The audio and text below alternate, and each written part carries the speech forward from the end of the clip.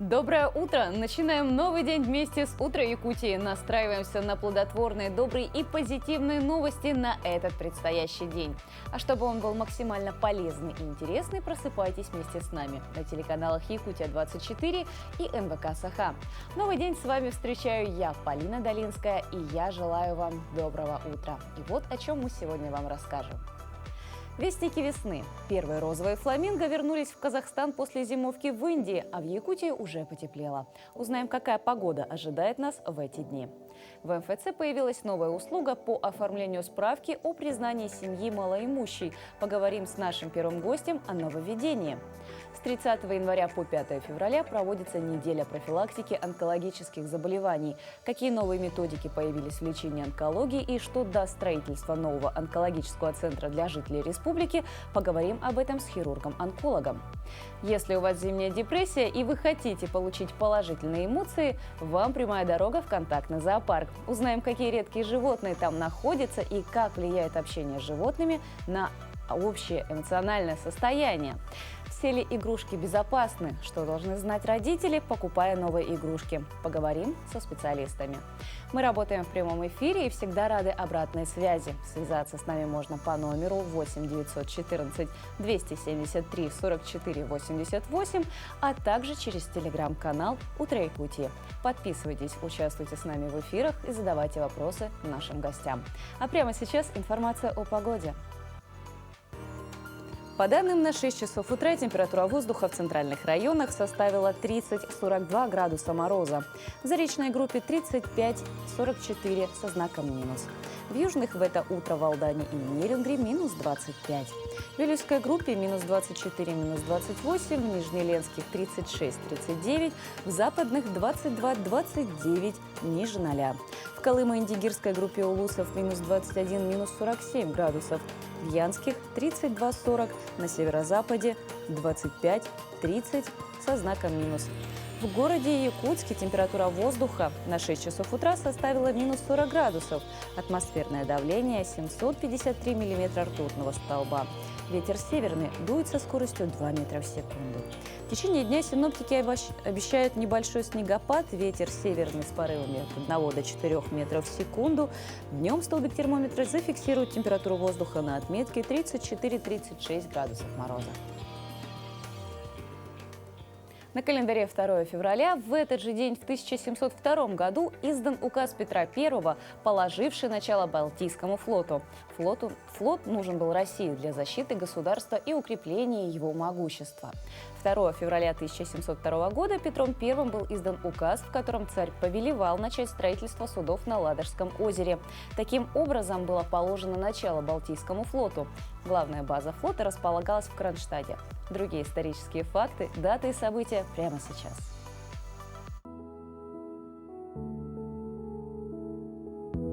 На календаре 2 февраля. Сегодня отмечается День ездовых собак и День сурка. По народному календарю наступил Ефимов день. По погоде в этот день можно было предсказать погоду на Масленицу. Если в этот день мела метель, то метели ждали и весной. Если в полдень светило солнце, это предсказывало дождливое лето. А если дул ветер, то весь год должен был быть сырым. Наблюдали на Ефима и за поведением домашних животных. Внимательный хозяин знал, если кошка скребет пол, а куры хвостами вертят, жди метели. В этот день издан указ Петра I, положивший начало Балтийскому флоту. Сегодня штаб Балтийского флота расположен в Калининграде, а День Балтийского флота отмечается в России ежегодно 18 мая. 135 лет назад в США впервые официально праздновали День сурка. День, который стал широко известен благодаря одноименному фильму с участием Билла Мюррея, традиционно отмечается в США 2 февраля. Уильям Пейнтер получил патент на металлическую бутылочную пробку. Кронен-пробка широко используется и по сей день. 79 лет назад в этот день советская армия разгромила немецко-фашистские войска. Завершилась Сталинградская битва. В этот день родились Василий Иванов, организатор фармацевтической службы Республики Саха-Якутия, член Союза журналистов СССР, России и Республики Саха-Якутия, заслуженный работник культуры республики, почетный гражданин Верхневилюйского улуса. Михаил Гнесин, советский композитор, музыкальный деятель, педагог, профессор. Михаил Фрунзе, советский государственный деятель и военачальник. Валерий Чкалов, советский летчик, герой Советского Союза. Именины в этот день празднуют Ефим, Захар, Инна, Лев, Павел, Римма и Семен.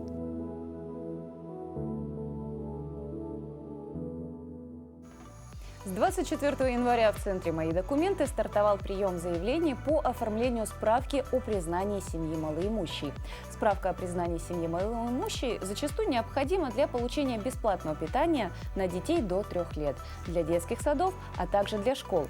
Более подробно об этом мы поговорим с нашим гостем. У нас в студии Жанна Николаевна Копырина, юрист-консульт Центра «Мои документы». Доброе утро. Здравствуйте.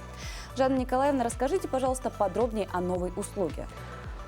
Так, получается, с 24 января во всех отделениях Центра «Мои документы» стартовал прием заявлений по оформлению справки о признании семьи малоимущей. Да? Получается, получателями данной услуги являются одиноко проживающие граждане и члены семьи, проживающие на территории Республики Саха-Якутия, средний душевой доход которых ниже величины прожиточного минимума на душу населения. Ну, получается... То есть, если общие доходы всей семьи разделить на каждого члена семьи, он составляет меньше этой заданной суммы. Да, меньше прожиточного минимума, ну, получается. Да.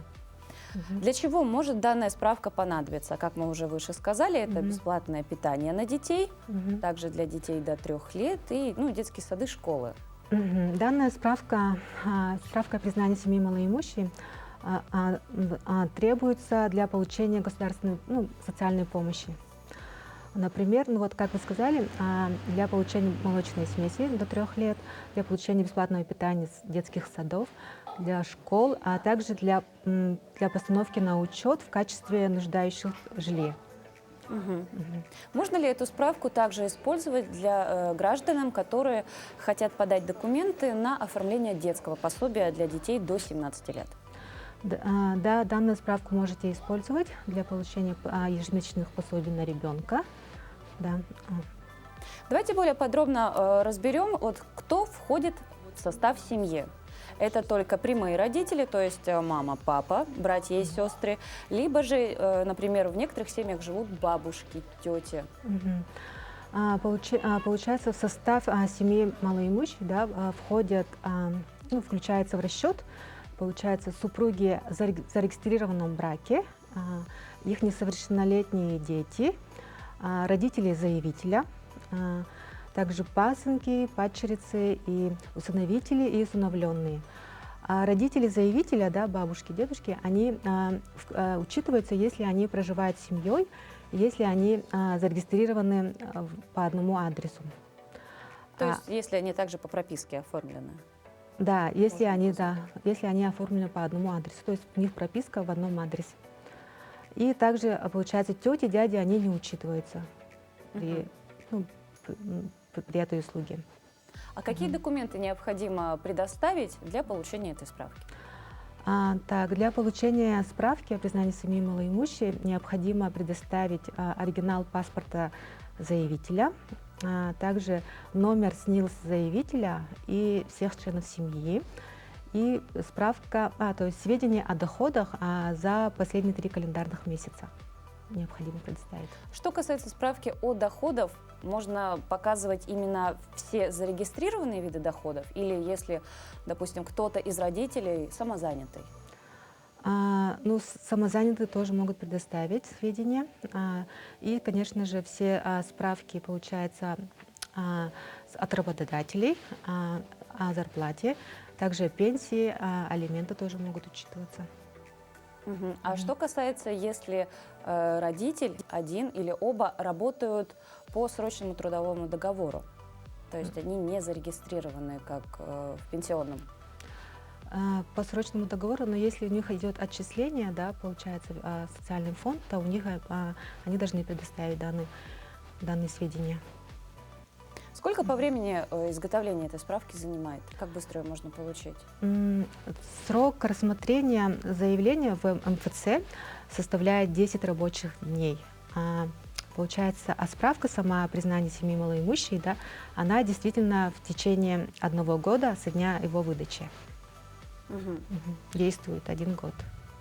Хорошо. Еще такой вопрос. Обязательно ли личное присутствие для того, чтобы эту справку получить? Или же можно это сделать дистанционно? Может быть, через госуслуги, через портал МФЦ? Можно оформить через МФЦ, через нас, да. Также можно оформить в электронном виде. Это получается через региональный портал Е-Якутия. На сегодняшний день как востребована эта услуга? Да, на сегодняшний день очень много кто заказывает данную справку, и уже поступает данное заявление. Еще такой вопрос. Вы являетесь юрист-консультом Центра «Мои документы». Что еще входит в ваши обязанности и с какими вопросами чаще всего обращаются граждане? У нас, получается, по бесплатной юридической помощи, да, к нам обращается льготная категория населения. Они обращаются в основном по алиментам, по взысканию алиментам, по расторжению брака, также могут. И еще у нас, получается, они получают общем устную консультацию, могут получить письменную консультацию, могут заявление правового характера к нам обращаться. В основном они обращаются, получается, по получению субсидий, по получению алиментов и по единым, получается, по пособиям, да, и так, в основном такие слоги. Ну и еще раз, резюмируя нашу с вами беседу, давайте повторим, где можно получить справку о признании семьи малоимущей, кто из родственников включается в состав семьи, как долго она действует и как долго нужно времени, чтобы ее получить. Получается, справка о признании семьи малоимущей, да, на сегодняшний день можно получить через все отделения Центра «Мои документы». Также можно его получить в электронном виде на региональном портале Е-Якутия. Получается, заявление, если вы подаете заявление, то справку можете получить через 10 рабочих дней. Данная справка будет действительно в течение 1 года со дня его выдачи. Большое спасибо, Жанна Николаевна. Это действительно полезная информация прямо с самого утра. Спасибо, что вы нашли время и пришли в нашу студию. Спасибо вам. А прямо сейчас к нам присоединились наши коллеги из информационной службы с последними и актуальными новостями.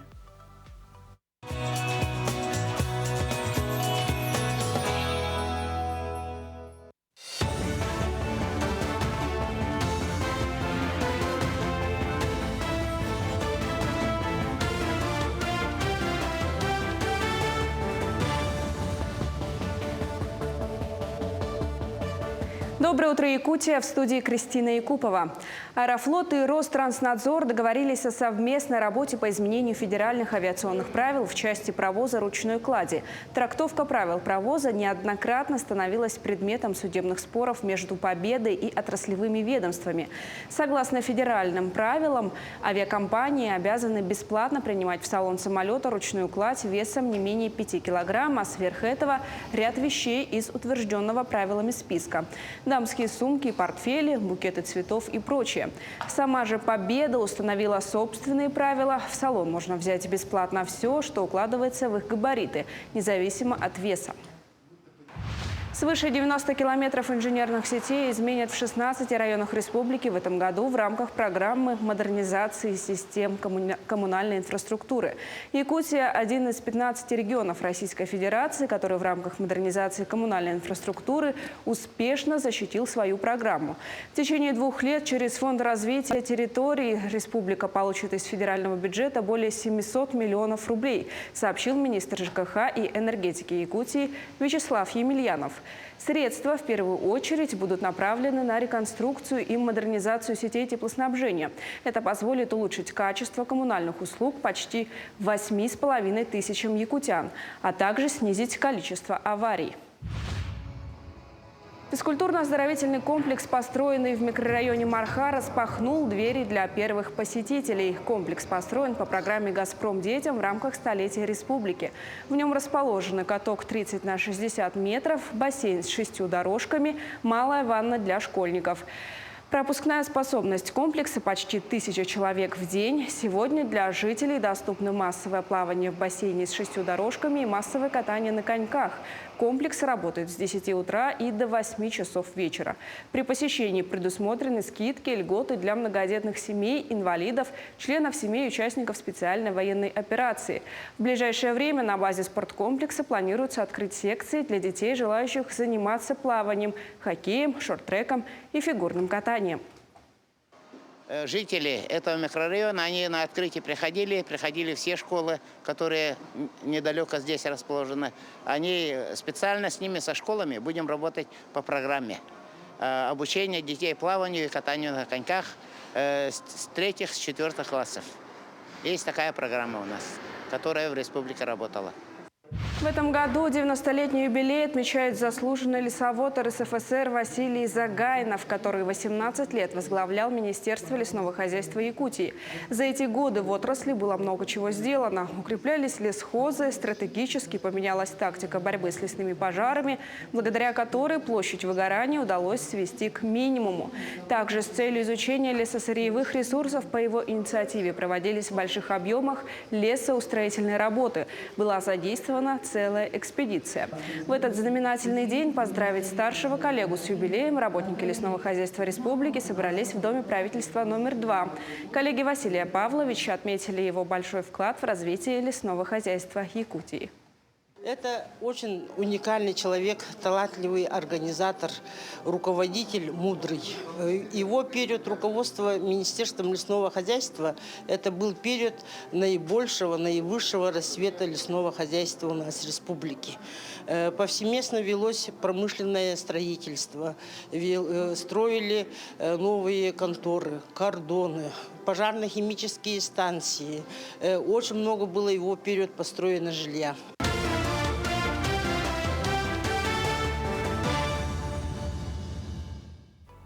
В Якутии началась неделя профилактики онкологических заболеваний. Якутяне могут пройти обследование в медучреждениях. В течение 7 дней будут проводиться профосмотры жителей республики, консультации врачей-онкологов и многое другое. По данным врачей-онкологов, в Якутии наиболее часто выявляют 3 вида рака – рак легкого, рак молочной железы у женщин и в последние годы все чаще выявляют рак печени. Специалисты отмечают, это связано с большой распространенностью хронических вирусных гепатитов, а также распространенностью невирусных циррозов печени. Более подробно об этом мы поговорим с нашим гостем. В студии у нас Владимир Николаевич Лезнев, заместитель главного врача по медицинской части онкологического диспансера. Доброе утро. Доброе утро. Владимир Николаевич, какая ситуация с заболеваниями онкологии в республике на данный момент? Ну, на сегодняшний день, если мы возьмем, допустим, временной промежуток 10 лет, у нас будет выявлено, что идет повышение заболеваемости на 15% за 10 лет.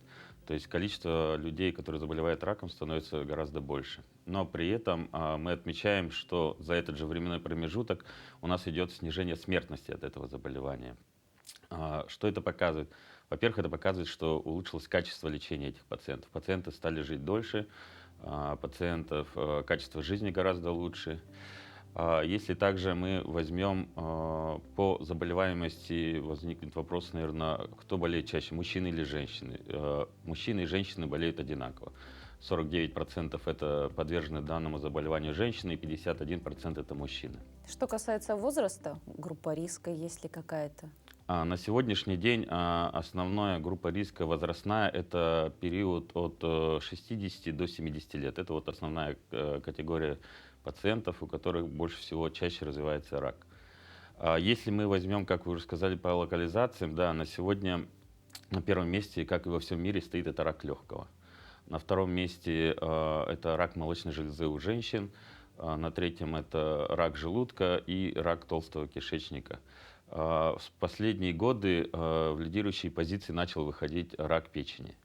Это связано, как уже было сказано, с высоким количеством пациентов с вирусными гепатитами и другими видами токсических гепатитов, которые очень развиты у нас в Якутии. О чем это говорит? Это говорит о том, что у нас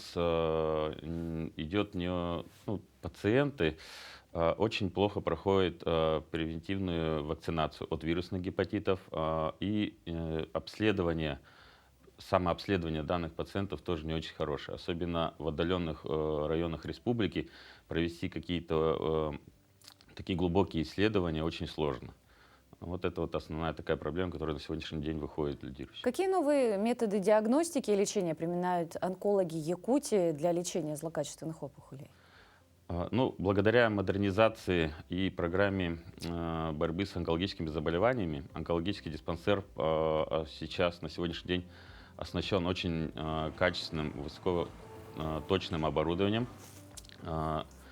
и которое помогает врачам сегодня более то есть более точно применять вот эти методики для лечения онкологических заболеваний. Допустим, операции на сегодняшний день стали малоинвазивными, то есть операции выполняются практически без разрезов. Если брать операции при том же раке легких, который очень распространен, 80% всех операций мы выполняем из маленьких доступов, то есть без разрезов. Также операции при патологиях почки тоже мы выполняем практически 95% без разрезов. Как восстанавливается пациент после операции? Благодаря таким щадящим методикам, конечно, пациент испытывает меньше боли, меньше дискомфорта. Реабилитация проходит гораздо быстрее, он выписывается гораздо быстрее. Его качество жизни практически не страдает. Он может буквально через 7-10 дней уже приступить к работе.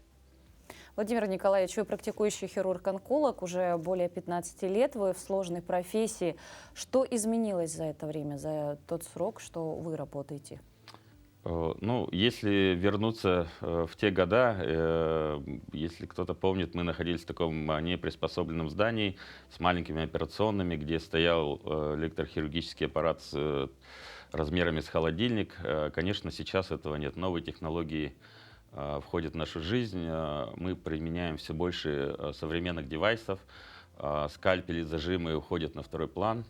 Сейчас работа вся идет специальными современными инструментами.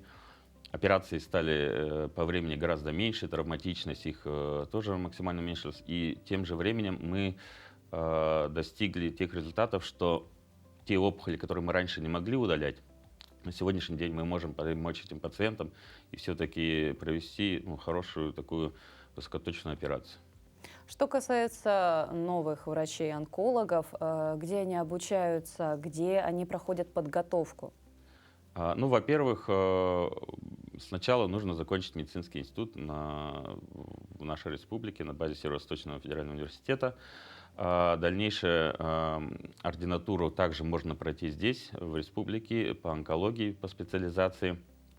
Повышение квалификации наши специалисты проходят в центральных институтах онкологии, таких как институт имени Блохина, Герцена или Петрова. Как часто они проходят повышение квалификации? У нас есть определенный план. Ежегодно выезжает достаточное количество сотрудников, молодых специалистов. Очень часто у нас идут международные поездки, обучение, допустим, в таких центральных крупных центрах, как Центр онкологии рака в Японии, в Южной Корее. Достаточно часто выезжают наши специалисты. Что даст строительство нового онкологического центра для жителей нашей республики? Это очень долгожданный проект. Как сказал глава, мы его запустим, я думаю, раньше, чем в декабре этого года. Все ждут, вся республика ждет. Что даст? В первую очередь это будет доступность для пациентов, для населения республики. Во-вторых, там будет сосредоточено все самое современное оборудование, которое есть. Центр будет оснащен самым высокоточным диагностическим оборудованием. Это все будет в едином здании, то есть пациенту не нужно будет ходить по городу в одно место, где-то проходить обследование. Все будет сосредоточено в одном здании, и также он будет получать там высокотехнологичную медицинскую помощь. Будет 6 современных операционных, которые будут также оснащены самым современным топовым оборудованием, на котором хирурги смогут проводить высококачественные операции. Также у нас не только хирургия, имеются же и другие виды лечения. Химиотерапевтическое лечение. Химиотерапевтическое лечение на сегодняшний день достигло очень высоких результатов. То есть лечение сейчас направлено именно определенно на опухоль. То есть у пациента определяется опухоль, проводится генетический анализ, выявляются особые гены и подбирается индивидуально именно на эту опухоль препарат. Это можно пройти по полису ОМС по направлению от терапевта? Да, это можно пройти полностью бесплатно по полису ОМС. Любой житель республики после посещения своей поликлиники, если у него есть показания, может быть направлен в наш диспансер, где он может пройти весь комплекс обследования на онкологическое заболевание. То есть пациент, необходимость выезжать за пределы республики, она полностью отпадет? Да, полностью отпадет, потому что, еще раз повторюсь, что мы станем полностью автономны, то есть у нас будет проводиться все виды лечения онкологических заболеваний. Болезнь проще предупредить, чем лечить. Вот для всех наших телезрителей, что бы вы посоветовали, как беречь свое здоровье и как часто проходить профосмотры? Ну, уже доказано, что практически 40% всех онкологических заболеваний можно было предупредить. То есть мы бы не имели таких плачевных результатов по смертности от онкологии. Самое главное, это, конечно, самосознание самого человека. Он должен заботиться о своем теле. Никто пациента, человека за руку не притащит в поликлинику или в больницу. Он должен сам понять, что ему нужно обратиться. А врач уже ему поможет в дообследовании и лечении. Поэтому пациенты должны такую собственную культуру своего организма поднять, что ему нужно обследоваться и обращаться в поликлинику. И ежегодно, допустим, пациенты, которые после 50 лет должны проходить диспансеризацию, если есть какие-то признаки заболевания, то нужно своевременно обращаться к врачу, конечно. Владимир Николаевич, большое вам спасибо за интересную, полезную беседу. Друзья, я хочу вам всем пожелать, берите эти советы на вооружение, будьте здоровы и, конечно же, следите за своим здоровьем и самочувствием. Двигаемся далее. Буквально на днях мы узнали, что один из малышей, которого мы показывали в нашей рубрике «Пусть мама придет», обрел новую семью. Мы очень рады за него и надеемся, что и для других детей найдутся мама и папа. Знакомьтесь, это малышка Юлия, ей 5 месяцев. Она родилась недоношенной, но потихонечку развивается. Она узнает своих по голосу, отвечает улыбкой на улыбку, гулит, лежа на спине переворачивается в бок, уверенно поднимает голову, следит за происходящим. Учится лежа на животе, опираться на руки, крепко держит ручками погремушки, ими звенит, играет. Надеемся, что Юлия обретет настоящую любящую семью.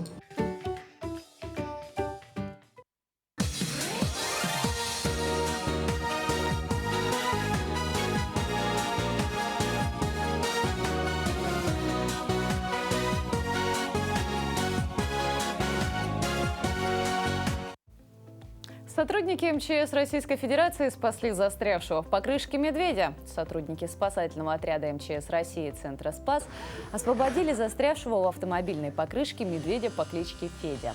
Операция по спасению прошла в национальном конном парке «Русь» Ленинского района Московской области. На кадрах видно, как 400-килограммовое животное, которое решило изучить устройство автопокрышки, прогуливается по вольеру с запчастью на талии. Однако, когда игры закончились, любопытный Мишка понял, что самостоятельно выбраться из капкана уже не может. Тогда на помощь пришли спасатели России, которые вызволили косолапого из плена. В ведомстве сообщили, что для обеспечения безопасности на время спасательной операции Федю усыпили. Сам же процесс освобождения мохнатого пленника занял около 7 минут и завершился успешно. Тем временем мода на контактные зоопарки в России набирает обороты. Это очень удобно, если у вас нет домашнего питомца, а ребенок хочет общения с животным. В Якутске вот уже несколько лет работает контактный зоопарк. Здесь находится более 200 видов животных. О необычных питомцах зоопарка в нашем следующем сюжете. Контактный зоопарк можно найти в каждом городе. Такое общение с животными является принципиально новым типом общения между зверьми и детками. Здесь предоставляется возможность вступления в непосредственное контактирование, что позволяет поиграть, покормить, а также погладить животное.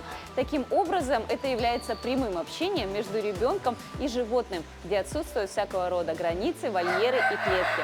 Любому ребенку предоставляется возможность самостоятельно убедиться в том, что петух кукарекает, уточка крякает, а зайцы любят морковку. Основное отличие от обычного зоопарка состоит в том, что дети и взрослые выступают не просто в качестве наблюдателями за животными, а могут напрямую взаимодействовать практически со всеми обитателями. Павлины, птицееды, еноты и даже игуаны, привезенные со всей страны, дружно живут вместе и любят общаться с каждым посетителем. То есть у нас идет как контактный зоопарк, в которых можно животных трогать. Также есть для видового разнообразия. Поближе познакомиться с тем или иным хищником, поближе, или покормить, но не трогать. Чаще всего мы привозим из различных других зоопарков. Московской области, Питерской. Последние животные у нас привезены из Иркутской области. Это вот питон Лео, крокодил. Тут крокодил есть? Да, он вместе с черепахами живет. Нильский крокодил. В течение всего времени вместе с гостями в зоопарке работает инструктор или смотритель. Помимо контроля за посетителями, он должен знакомить с каждым зверем, рассказывать об его особенностях и привычках. Также работа смотрителя заключается в постоянном уходе за животными и поддержании чистоты зоопарка в течение рабочей смены. То есть у нас основная задача идет с утра – это уборка в больших вольерах, после чего мы убираемся в таких маленьких клетках или еще где. Можно сейчас убраться как раз-таки у крыс. Да, крыски декоративные. Мы специально берем контейнер, в который можем переложить животных, чтобы они не убежали, пока мы убираемся. Можно спокойно доставать по одному и перекладывать в этот контейнер. Смотрите, какая подружка у меня. В качестве важнейших правил для контактных зоопарков служит в первую очередь то, что у любой, даже самой милой зверушки, имеются и зубы, и когти, поэтому стоит внимательно следить за поведенческими особенностями животных. Когда вы собираетесь посетить контактный зоопарк, то проведите со своим ребенком небольшой инструктаж, который будет посвящен теме безопасного контактирования и общения с животными. Не стоит делать резких движений, не пугать их и не пугаться самим.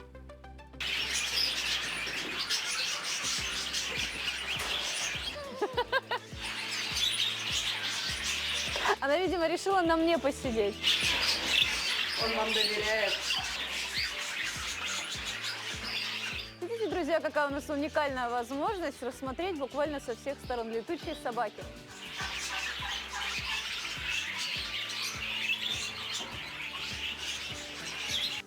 Тесный контакт с животными воспитывает в людях любовь к ним. Общение с фауной играет благоприятную роль в развитии детей, удовлетворяет эстетические потребности и выполняет образовательную функцию.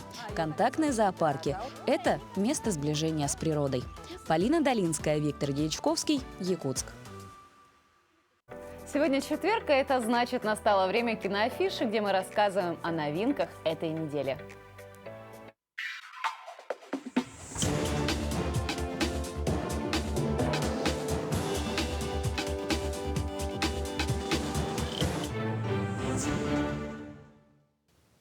Всем доброе утро!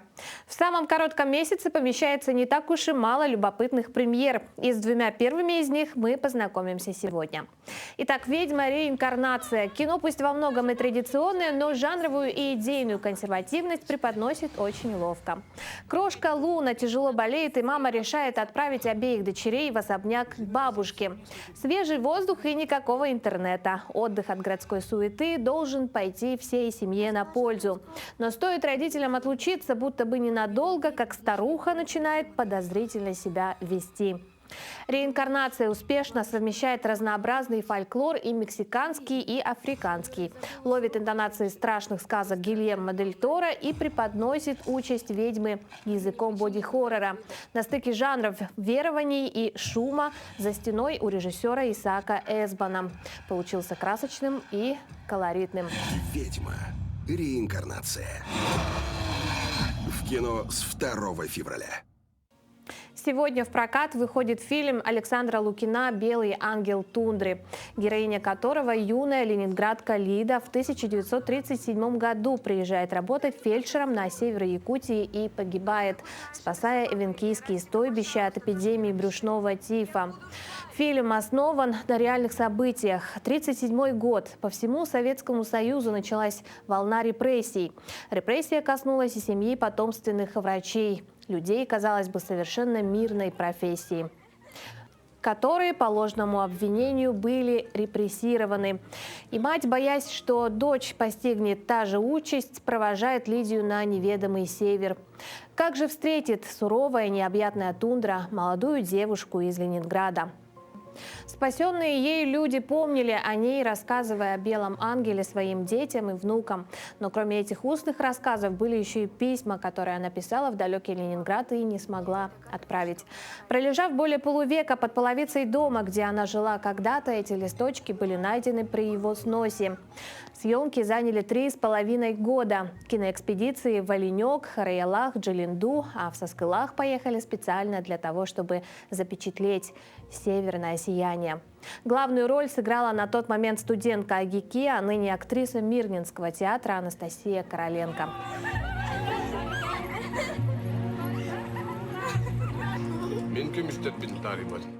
Эти фильмы вы можете посмотреть уже сегодня в кинотеатре «Лена».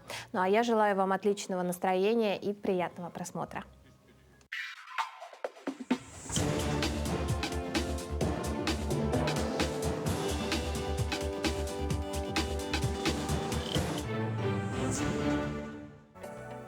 Между тем, российский семейный фильм «Чебурашка» и после месяца показа продолжает творить чудеса в кинопрокате. Его посмотрело рекордное количество зрителей за всю историю российского кино, а сам персонаж, милый мягкий зверек, за несколько недель вновь стал любимой игрушкой миллионов детей в стране. Впрочем, столь стремительная популярность игрушки насторожила Роскачество, и ведомство начало проверку качества продаваемых на маркетплейсах и торговых точках чебурашек. Что нужно иметь в виду родителям, покупая новую популярную игрушку, и как подойти в целом к выбору предмета детской забавы, у экспертов узнавала Туяра Филиппова. Там-там-там-тум-тум-там-там. Я пошла гулять. О, привет, Кунечка. Привет, мой пуделик. У 5-летней Кюней большинство игрушек – наследство от уже повзрослевших сестер. Новые покупаем редко, говорит мама девочки. И это не из экономии семейного бюджета, а больше из соображений разумного подхода к выбору игрушек.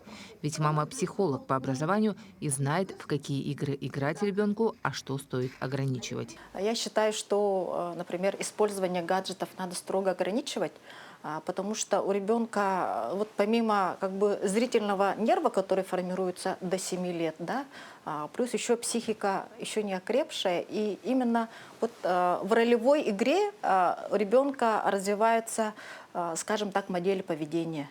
То есть ребенок учится примерять на себе какие-то жизненные роли и так далее. То есть поэтому традиционная игра в дочки-матери, да, в куклы, Однако, как свидетельствуют специалисты, большинство современных детей все меньше играют в игры, которые увлекали в детстве их пап и мам.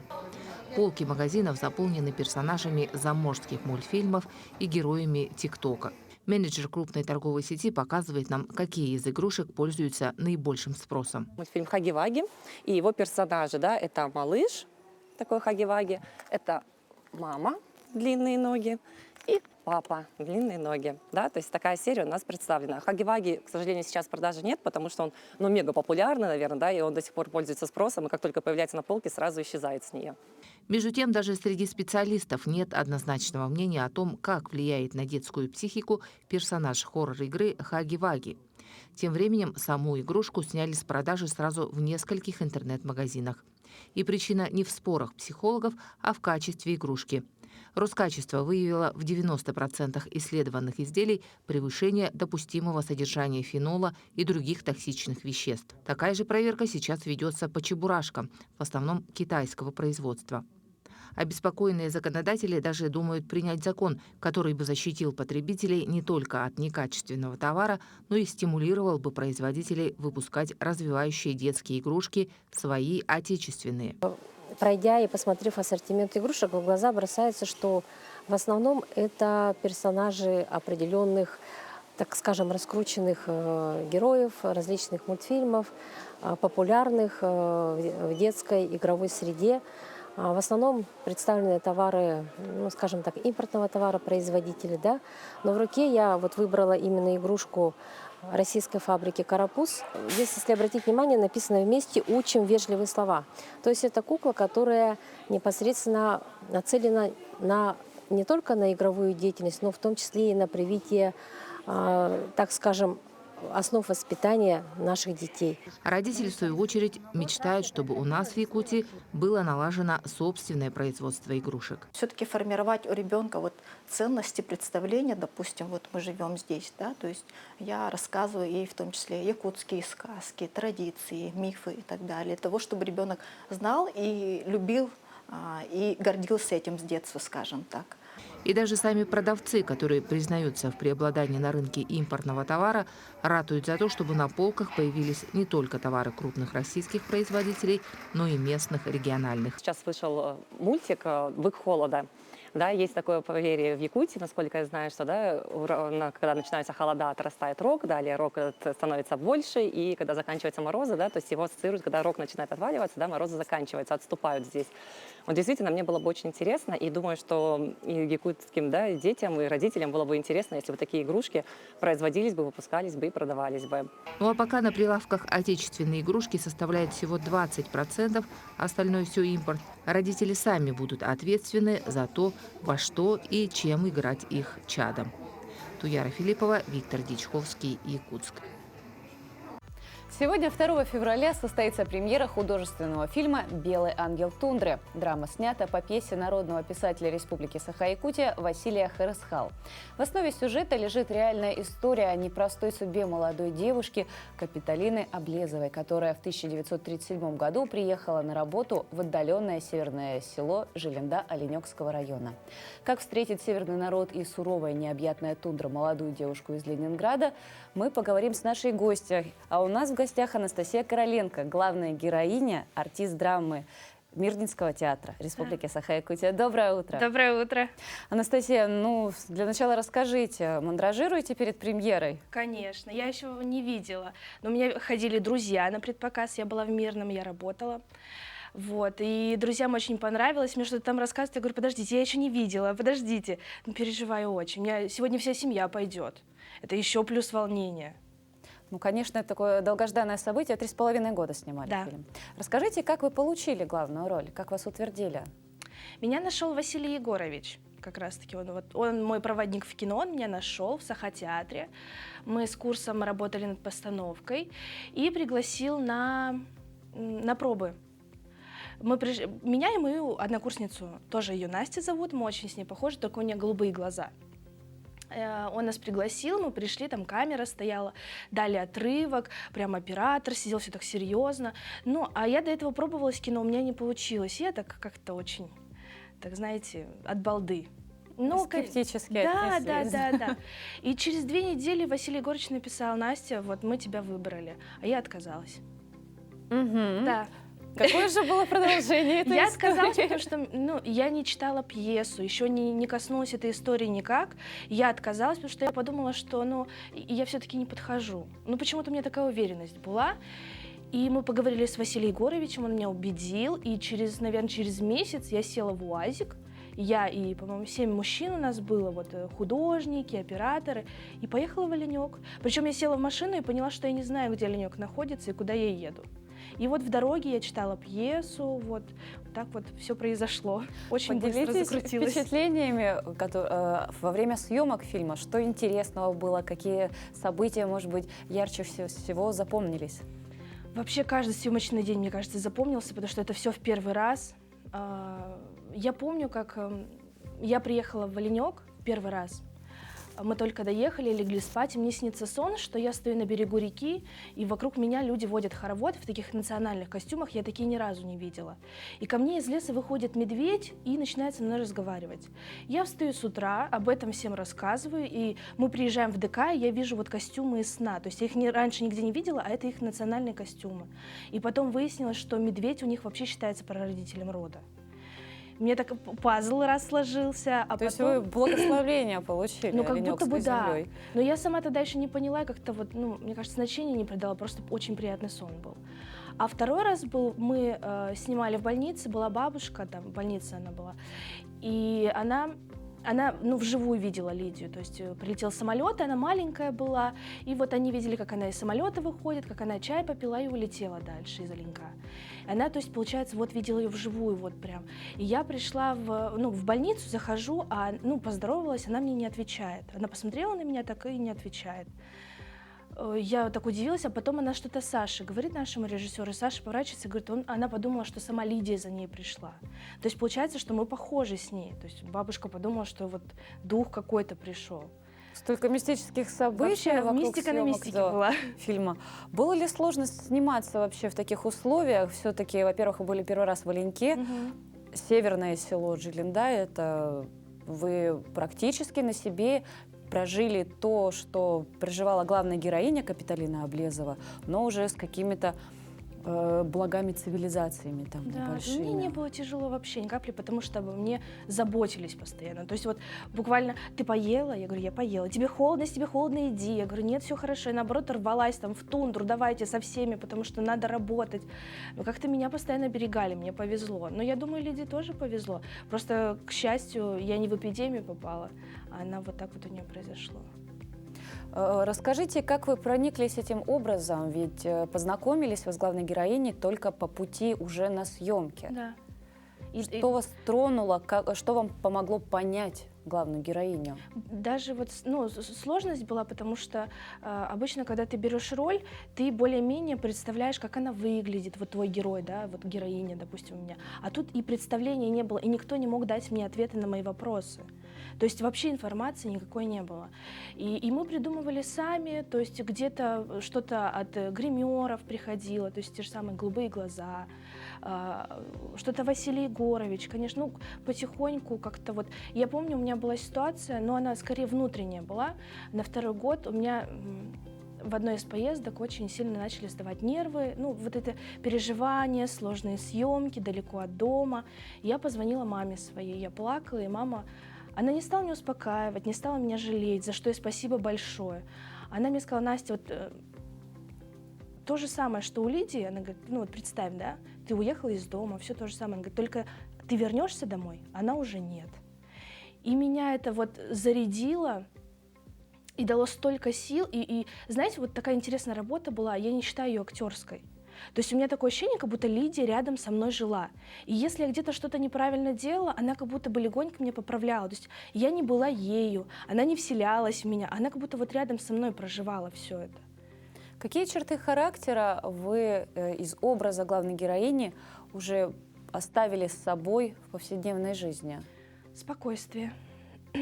Какое-то смирение, спокойствие, как-то... Может быть, я еще и повзрослела. Ну, я повзрослела на этой роли, конечно. Я стала, ну, действительно более спокойной на многие ситуации. То есть, если все равно ты внутри себя, ты вот это проживаешь, все, что происходит в фильме, и берешь на себя. И как-то вот пришло какое-то смирение, спокойствие ко многим ситуациям, ко многим людям. То есть я как-то, не знаю... Заметили близкие, может быть, близкие друзья, родные изменения в характере? Да, я думаю, нет. Но мы не сильно с ней отличались. Что она с характером, что я с характером, мне кажется. Мы, ну вот, вы посмотрите фильм, вы заметите, что она, когда приехала, она так жесткой была. Но я не знаю, как в фильме все это, но вот у нас было, да, что она так... А потом она уже начала подстраиваться под реалии, подстраиваться под других людей, потому что, ну, в чужой монастырь со своими не зайдешь. Угу. Кому этот фильм подойдет больше всего? Кому стоит его посмотреть? Я думаю, всем от 12 лет. Всем. Я уже где-то говорила, что особенно медикам. Я не призываю никого жертвовать собой, но я хочу, чтобы молодые медики понимали, что спасая чью-то жизнь, они не одну жизнь спасают. Потому что у каждого больного есть семья, есть любимые люди, есть любящие его люди. Спасая одну жизнь, они спасают целую семью, как и произошло у нас в фильме. Анастасия, ну, во-первых, мы будем за вас держать кулачки. Спасибо. Тоже с удовольствием ждем премьеры, которая состоится сегодня в кинотеатре Лена. В кинотеатре Лена, друзья, сегодня состоится премьера фильма «Белый ангел тундры». Так что, если вы не знаете, еще не спланировали свой вечер, а может быть даже у вас нет планов на выходные, то я вам всем настоятельно рекомендую. Двигаемся далее. Прямо сейчас к нам присоединились наши коллеги из информационной службы с последними и актуальными новостями.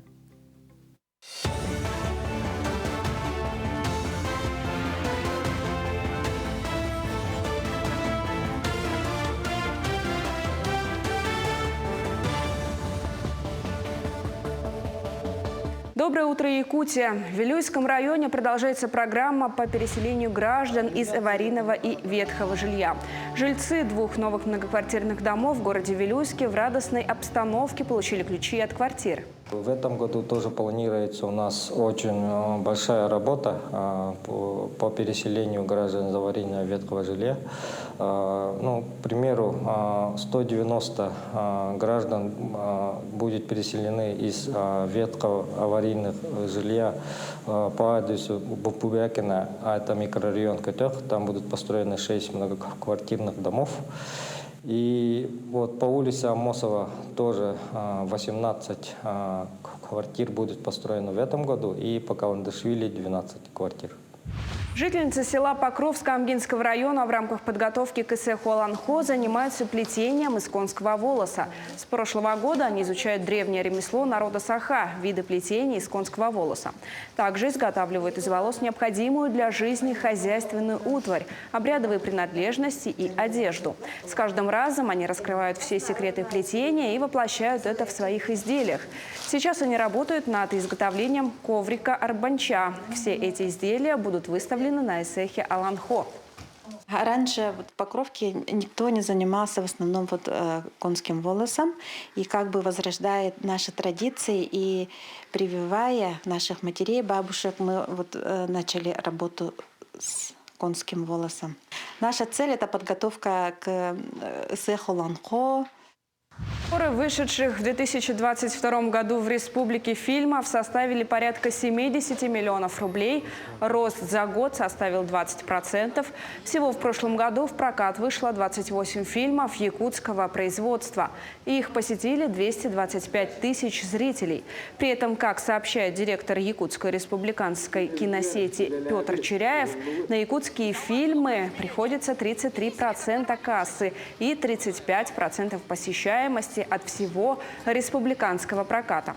Напомним, лидером проката в прошлом году стали фильмы «Зина Леха», «Операция Хвост и вымя» с кассой более 14,5 миллионов рублей и «Джулур Масс-рестлинг», собравший около 13 миллионов рублей.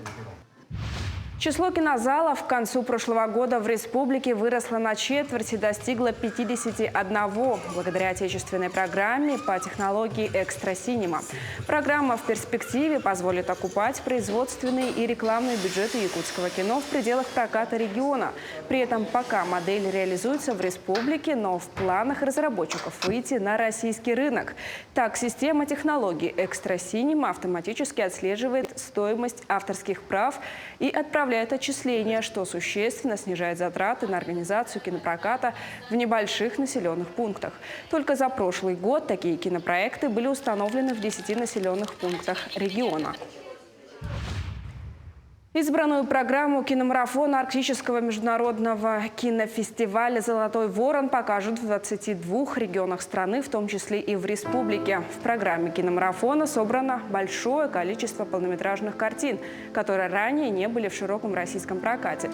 А короткометражные работы демонстрировались только в рамках фестивальных показов.